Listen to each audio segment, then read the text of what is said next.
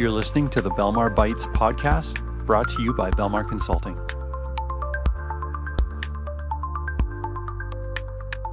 All right, well, welcome back to the Belmar Bites podcast. I am really excited to host one of our customers today.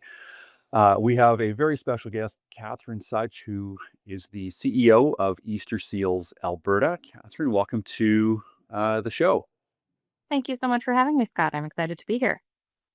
Fantastic. Well, we've had the chance over the last number of months to get to know each other. We are doing some work for your organization right now, and there's an exciting technology project that is in flight, and we're going to maybe cover a little bit of that today. But it's really been fun to get to know you and just have an opportunity to learn more about you and the organization and your leadership within Easter Seals Alberta. But who better than to introduce the organization and your mission and really what Easter Seals is doing than yourself. And so with that, I want to just ask you if you can just give our audience an introduction to not only yourself, but to the organization. Absolutely. So Easter Seals Alberta has been around for almost 75 years. We're celebrating our 75th anniversary next year, which is very exciting for us. And at our core, we're all about breaking down barriers for individuals living with disabilities and their families and caregivers across our province of Alberta here. We have a vision to inspire potential, build community, and enrich lives. And we do that through providing services and programs that support inclusion, independence, and well-being across the province. We're really focused on accessibility as a challenge, but not just in a physical sense, in an opportunity sense as well. Too often, people with disabilities face a number of barriers that prevent them from fully participating in their communities, whether that's access to recreational programs, resources, education, employment, even essential support. Our work is really about changing that reality and creating communities where everyone can thrive. And that's why International Day for Persons with Disabilities is so meaningful to us. It provokes all of the values that we're believing in and promoting every day. Inclusion, equity, empowerment, they're at the heart of everything we do. And it's a really good time to celebrate the incredible strengths and contributions of people with disabilities, but also to reflect on the work that's being done to still build and work towards a truly inclusive community. Awesome. Well, I know when I reached out to you to pitch you on the idea of coming on the pod, you had this great idea that we try to time the release of this episode, which is coming out on the 3rd of December with International Day of Persons with Disabilities, or as you've called IDP Day. And so I'm excited that we can do that. We had some time to fit this into the schedule and release this on this great day. And it's just to double click on a couple of things that you shared. So the organization has been around for 75 years, and are you serving all of the province of Alberta, or just maybe unpack that a little bit more for us? Yeah, absolutely. From every nook and cranny, every corner of the province, we are supporting every single person with a disability throughout the province. A variety of our programs are geographically based. We do have a group home up in Edmonton that is, of course, located in Edmonton. So we serve the population there. We also have a camp out near Bray Creek, a residential camp where we host summer camps for kids with disabilities and adults with disabilities in the summer. And that, of course, brings people in from actually quite a while, or quite a ways, I guess, across the province. We have individuals who come down from Edmonton all the way to Lethbridge and Medicine Hat. And last year we actually had one person from the States, which was new for us, so that was interesting. Yeah. But they're predominant. The majority of our programs are based digitally. We run our head office out of Calgary, but we support individuals in every area of the province, frequently delivering equipment and other supports in very remote and rural areas. Yeah, awesome. And I heard you say adults and children. So are there parameters in terms of age or by the sounds of it, there's no parameters around location. Anybody in the province, but are there any age limits? No, we're one of the few organizations that actually support individuals from birth all the way until 99 plus. Even at our camps, we are open to individuals coming. I think our oldest individual we had this year was 87.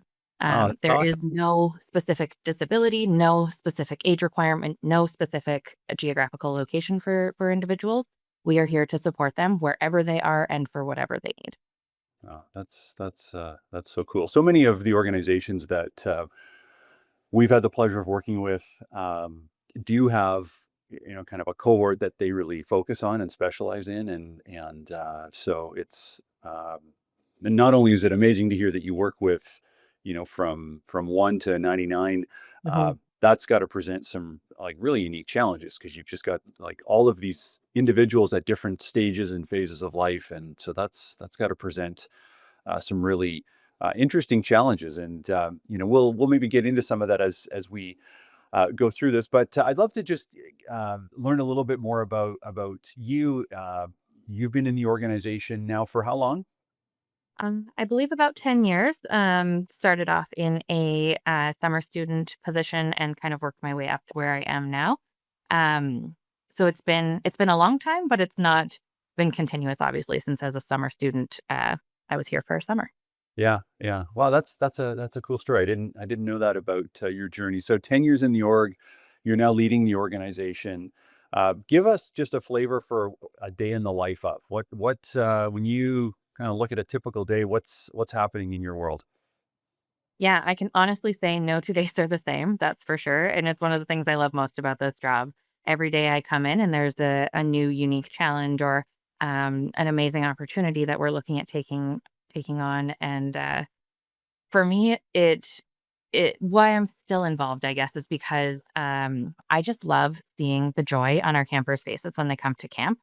It's such a unique experience, and, I my cousin actually went to camp when he was diagnosed with an invisible disability as a teenager, and, I saw the tremendous impact it had on him then, and my favorite part of my job is getting to go out in the summer and see those kids. It's a lot of mayhem. It's screaming and just joyous, infectious laughter and incredible moments. But I know the long-standing impact that it has on our families to have their kids come to camp and experience this type of unique um, setting where they can meet others with disabilities just like them. It's really an opportunity for them to because we take individuals of all ages kind of, and our kids group in particular is 8 to, 17. They get to see kind of what life looks like at different ages in a near future scope, so they can see and make connections and understand what other people have gone through that they might be going through or, might have yet to go through. It's really that connection piece that brings everyone together. Yeah, yeah. Well, that's so cool. I just on a personal side, I have a cousin that was born and raised in the province of Alberta and lives in Calgary and has a disability. And I grew up in British Columbia, so we weren't Mhm. physically close to each other, but we would get together as families. And I observed he had a very dynamic community around him, and Mhm. I need to follow up and after this conversation we're having and see if he went to one of your camps. My guess is he did because he was very active in his community and really has lived like a very robust life. And it's been so cool to see that. We in the introduction that you gave, you had referenced IDP day and in as we were having a conversation recently, you were sharing a little bit about this day and that this is worldwide and that your organization and the values of your org are very much aligned to what this day means and I guess as I think about that, this is we're having a business conversation and a sort of a conversation about the vision of the organization, and it's just I would love to understand as you look out over the next number of years, and this may be aligned to your strategic plan or sort of the conversations that you're having with your board, uh, in terms of sort of where the organization is going and how that aligns to this mission that you have. Yeah, absolutely. In 2024, we merged with the Children's Link Society, creating a provincial family resource center where we can support people across the province with finding resources, navigating the system, filling out application forms, stuff like that. And that's going to be a huge focus in our strategic plan. I think it really connects well to IDPD Day in that it is setting an equal footing for everyone. It's really hard to know where to turn when you're first diagnosed with a disability. What do you even need to know? You don't know what you don't know. And so that's really one of the most challenging parts. And so having a place that is a one stop shop that is able to support you, answer questions when you're first diagnosed, or when you've been diagnosed for 10 years and still don't know where to turn when something new happens, and really enable them to find the supports that they need. We're also really working on growing into or I guess, diversifying our revenue. Fundraising is always a challenge, and with costs continuing to go up, our camp definitely is feeling the stretch. And we know that, unfortunately, with our population, there is no ability for them to pay more than probably what they're currently paying. Hmm. A lot of them are on fixed incomes, and living with a disability is inherently more expensive than living without one. And so we're really focusing on diversifying our revenue and expanding our camp as a venue to host more corporate retreats and conferences, do more team building, do more holiday parties. We host a variety of weddings each year, that kind of thing, to bring in the revenue to help us offset those costs to maintain low fees for our clients. Yeah. Okay. Well, that's really interesting. And I guess while this is top of mind, if somebody wants to learn more about this facility and how they could use this for a corporate event or a retreat of some type, what how do they learn more? Yeah, absolutely. They can go to our website, www.easterseals.ab.ca. There is a facility rental tab under what we do that will at least get you to the right place. We don't advertise currently a ton about corporate retreats and whatnot, but it will be coming on our website very shortly here. And then they can also email us at camphorizon@easterseals.ab.ca, and we'll answer any and all questions they may have. We're a very fluid and open site. So if you have a specific idea of what you want to do, we can probably do it. We've had llamas on site and food trucks and a variety of other things that are probably not as common in some venues as it would be in ours. And because we're located in such a beautiful place, just 30 to 40 minutes outside of Calgary, but in the mountains enough that you feel like you're really getting a breath of fresh air in Kananaskis there. It is a really unique spot to host something memorable for whoever your clientele or guests or anyone is going to be. That's awesome. Okay. Well, I hope that people will take you up on that and reach out and learn more. So hopefully we get some takers on that opportunity. It sounds pretty cool. Let's talk a little bit about. I mean, you've been in the organization for, excuse me, as you described, 10 years, and so I'd love to just understand a little bit more about that. So you came in as a student, and now you're leading this organization. So, what's that journey for you? Uh, Not so much been like, but what like take us kind of through the various roles that you've had and uh, how you found yourself stepping into this leadership role. Yeah, I can definitely say this was a lot earlier than I had expected for sure. My ultimate goal was to be able to leave a legacy on an organization and to be able to lead and drive change for a nonprofit. And so this was top of mind when I was talking to all of my CEOs. As I said, I came in originally as a marketing practicum student, and so I did a lot of work with like just on the grounds, working with events and fundraising and building that portfolio. And in 2018, when the organization was having a leadership change, I was brought in as someone who had had some previous experience to provide some stability while a variety of positions were transferring in and out of the organization. Um, and from there, it kind of just grew. I was brought in not really with a job title. I was told, here's the main things that you've got to do to keep things moving. And so I took over kind of running fund development while our CEO transitioned in and everything like that. And eventually he actually talked to me about what my passions were and my background and everything like that, which was definitely marketing. And so I fell into I was placed into the marketing role within our organization and loved my time doing that. I still occasionally reach out to my team being like, I need a creative moment. Send me something I can do just to get my brain back online and take a short break from the challenges and unique situations a CEO finds themselves in.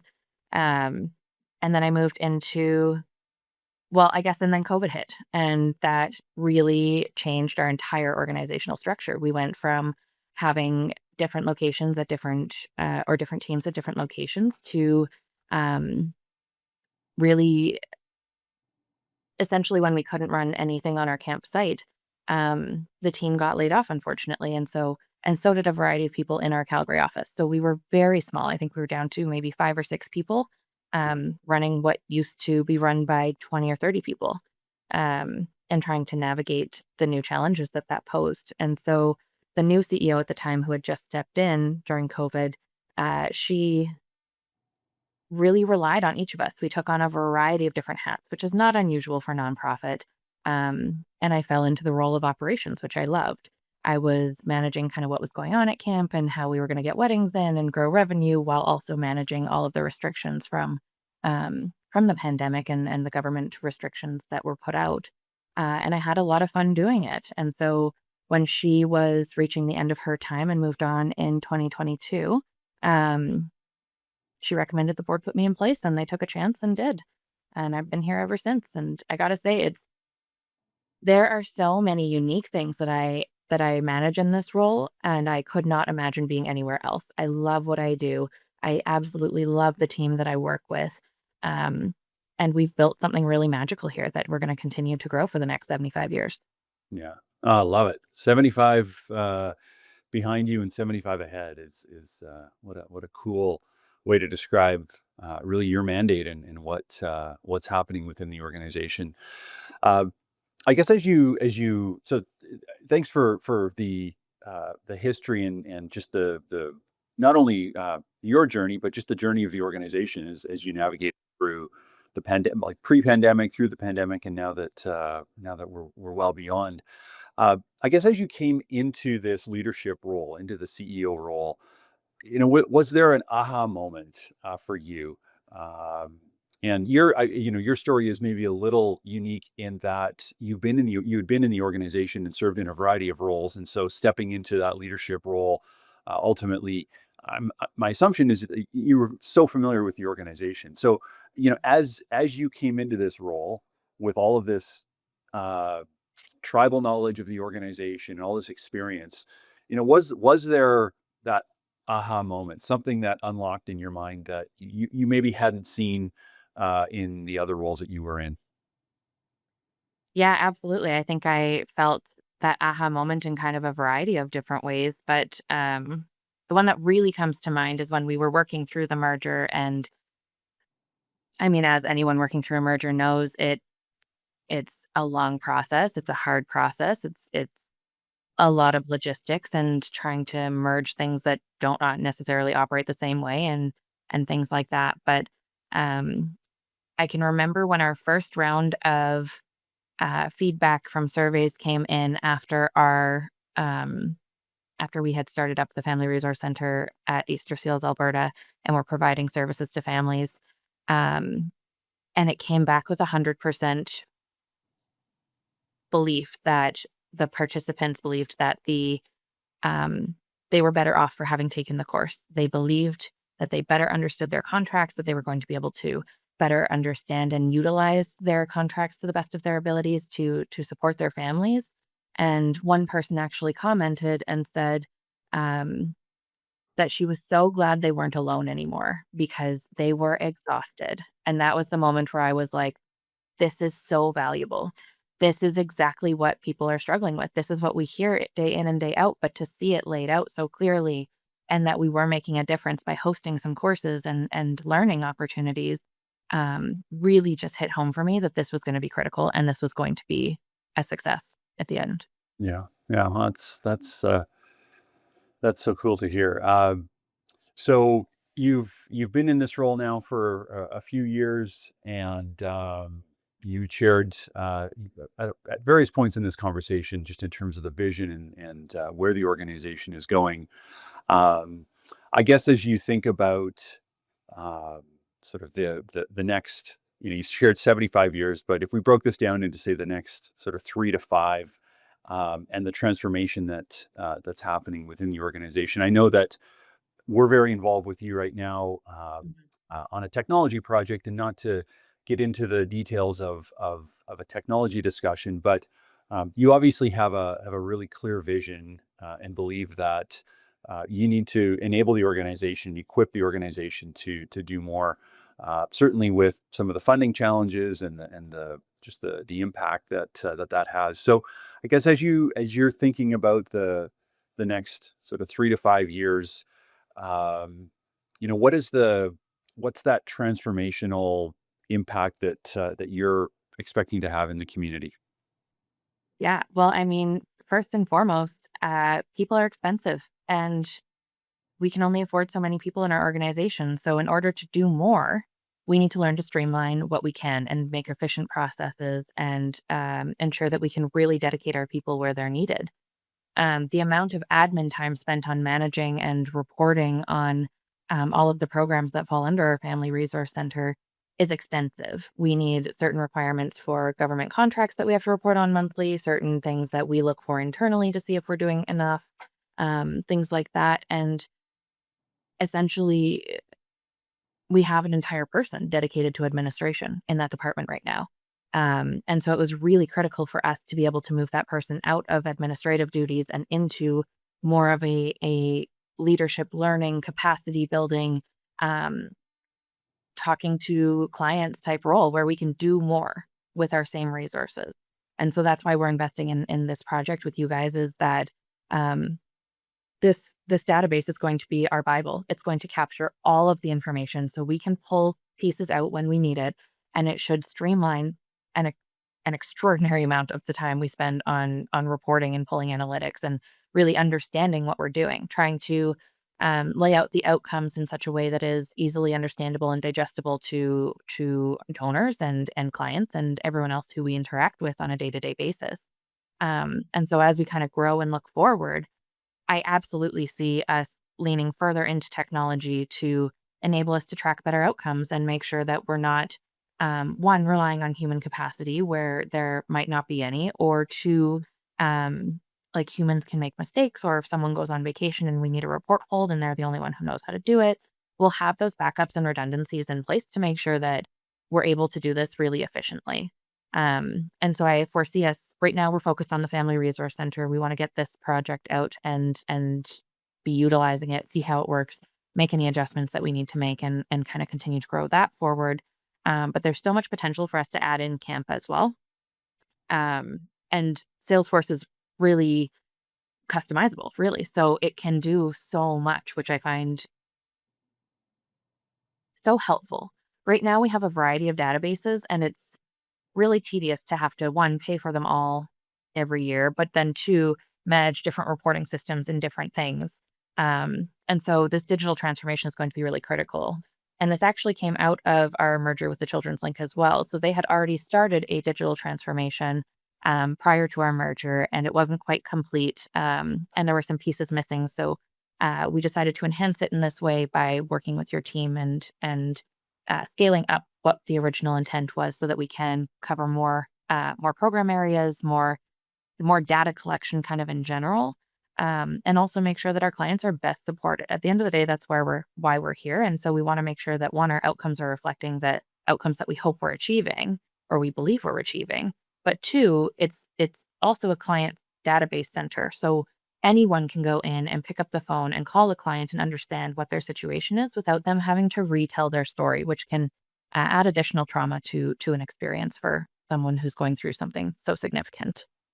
Yeah, yeah. Well, so what I'm hearing is tech enablement, utilizing technology to enable your team to really deliver the highest possible value to your clients and to the organization, and sort of this consolidation of systems and processes into a more streamlined and efficient way to work, which certainly is what the I guess the holy grail of like just getting these systems, be it technology, but also like people and process, getting them aligned. And so it's great to hear that. And I know you and I have had the opportunity to have lots of conversations outside of this one, and where you've shared that vision with me, and it's really exciting. And I when I think of other nonprofit leaders, across Canada and in the United States, many of them are struggling with the things that you've described, that Easter Seals has struggled with in the past, and maybe still to some degree is while you're going through this transition. I guess what advice would you give to a leader is well aware of the challenge, but how do they get from where they are to where Easter Seals is going? I think it really starts with being curious. I don't think anyone can expect to have all the answers. And I don't think, like, I know I certainly could not have come up with this answer on my own. It took my team and it took consultants and it took looking at data and involving my, like, all the way up frontline staff to leadership staff to the board in some cases to really come up with what was going to be the best solution.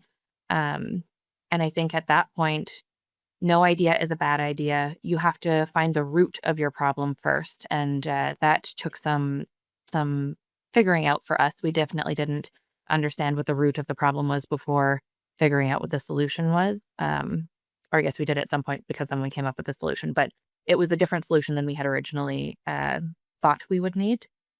So really being curious, being starting from the ground up. Occasionally it helps for me to just remove everything we already know, start from the ground up. What do we know? What are the like baseline factors? What are we trying to achieve? What is the missing piece in there to get us to where we need to go? Um, but I think it's that foundation piece that will ultimately get you there. Yeah, awesome. So that is a great segue into tying off this conversation, just in terms of this incredible vision that you have, the incredible history the organization has, and where you're going over the next 5 to 75 years, which is so cool to think about. And I guess, Catherine, one of the things I love to do is just give people an opportunity to form a connection with you. You had shared earlier the website, so I'll just repeat that. So it's easterseals.ab.ca. So easterseals.ab.ca. If they want to find you online, how's the best way for somebody to get in contact with you? Probably on LinkedIn. I'm definitely active on LinkedIn, and they can find me there, and we'll absolutely connect. I'm happy to. I love meeting new people. I love finding out new insights and sharing stories and whatnot. So, yeah, find me on LinkedIn. We'll schedule a coffee or a Teams call. Wonderful. Awesome.